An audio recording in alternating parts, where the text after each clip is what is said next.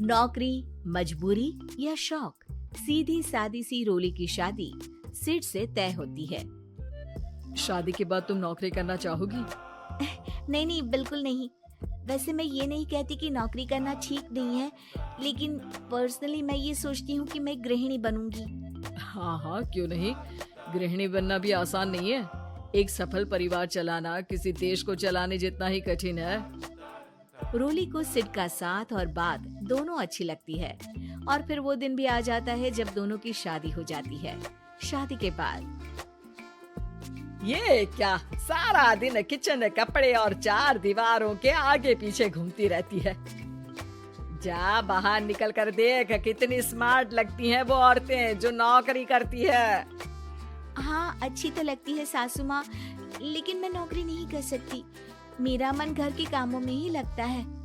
अरे मेरी बेटी तो कमाती है, अपने को फिट भी रखती है और सास को भी खूब शॉपिंग करवाती है। अच्छी बात है ना सासू माँ, मैं तो जो है उसी में संतोष मान लेती हूँ। बरकत होनी होगी तो इसी में भी हो जाएगी। ये बोलकर रोली चली जाती है। एक दिन सास की सहेली घर आती है, जहाँ रोली उन्हें चाय के साथ कई तरह के पकवान बनाकर खिलाती है। अरे वाह, तेरी बहू तो बहुत गुणी है, कितना सब बनाकर ले आई। मेरी वाली तो ऑफिस से आकर 2 रोटी ही सेक दे तो समझो एहसान कर दिया। अरे ऐसा ना बोल, तेरे घर में 2 कार, 4 मंजिला मकान और तेरे लिए जो वो अपने पैसे से साड़ी लाती है वो भी तो कितनी कीमती होती है। अरे मेरी वाली तो बस सारा दिन इन्हीं 2 कमरों को ताजमहल बनाने में लगी रहती है। सहेली चली जाती है। कुछ समय बाद रोली को एक सुंदर सी बेटी होती है। अरे क्या सारा दिन उस बच्चे में लगी रहती है? माँ, मुझे ना 1 मिनट भी छोड़ने का मन नहीं करता। देखिए ना, कितनी प्यारी है। मैं ना इस हर पल को एंजॉय करना चाहती हूँ। अरे हाँ हाँ, हमने भी बच्चे पाले हैं, हम भी जानते हैं कि कितने प्यारे होते हैं और अपने बच्चे को बढ़ता हुआ देखना कितना अच्छा लगता है। लेकिन एक दिन अचानक और रोली, एक बहुत बड़ी घटना हो गई। एक शॉर्ट सर्किट से पूरी दुकान जल गई। ओह, अब क्या कुछ समझ में नहीं आ रहा कि कैसे घर चलेगा। घर की पूरी गाड़ी पटरी पर लाने के लिए कई साल लग जाएंगे और वापस पहले जैसे होने में भी बहुत टाइम लग जाएगा। रोली कुछ सोचती है, फिर अपने 3 महीने के बच्चे को देखती है और कहती है, आप कहे तो मैं नौकरी शुरू कर दूं? माँ मुन्नी को देख लेगी, फिर शाम को तो मैं घर आ ही जाऊंगी। सिड कुछ कहता उससे पहले ही उसकी सास वहाँ आ जाती है। अरे हाँ हाँ, अब भी तुझे नौकरी करने के लिए पूछना होगा। अरे घर पर इतनी बड़ी विपदा आ गई है, तू है कि बच्चे का मुंह देख रही है। अरे क्या मुझ पर भरोसा नहीं है? अरे नहीं नहीं माँ जी, ऐसा क्यों बोल रही हैं आप? फिर क्या था, सिड से पूछकर 3 महीने की बच्ची को रोली सास के पास छोड़कर चली जाती है। शाम को ऑफिस से आने पर अरे सारा दिन इसने तो चैन नहीं लेने दिया, बस गोदी में ले लेकर घूमती रही। हाथ दर्द हो रहा है। बहू को बहुत गिल्ट फील होता है, लेकिन जब वो घर की हालत देखती है तो चुप रह जाती है। ऑफिस में सहेली कहती है, अरे रोली, तेरी तो बच्ची छोटी है ना, कैसे मैनेज करती है? कैसे मतलब? घर पर रहती है वो अपनी दादी के साथ। ओ यार, कितनी अच्छी है तेरी सास। मेरी सास को जब पता चला कि मैं नौकरी ज्वाइन करने की सोच रही हूँ, वो तो सीधे अमेरिका चली गई मेरी ननद के पास।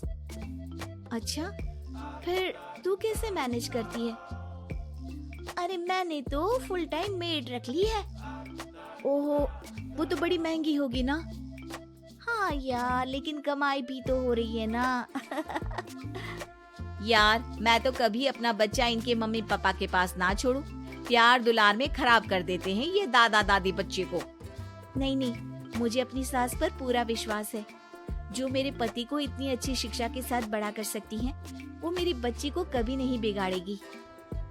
खैर, रोली की इस सोच से उलट पड़ोसियों के बीच हाथ में बच्ची पकड़े रोली की सास कहती है, अरे क्या बताऊं, सारा दिन बहू बाहर रहती है।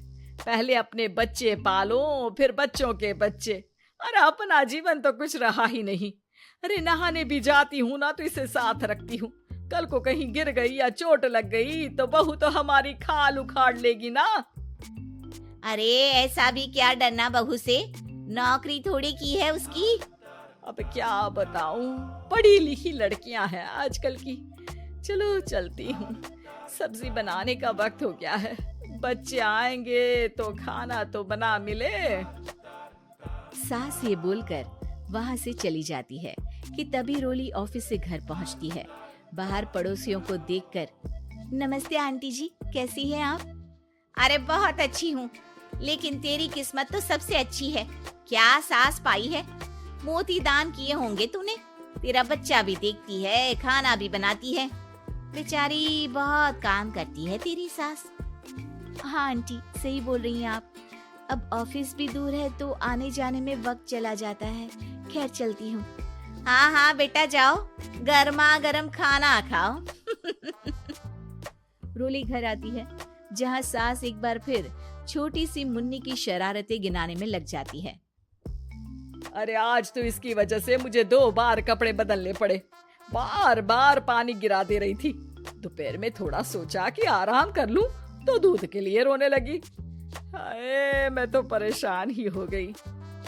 रोली को सास की बात अब कुछ अजीब लगती है, पर वो जल्दी से कपड़े बदलकर किचन में जाकर रोटियां बनाने लगती है।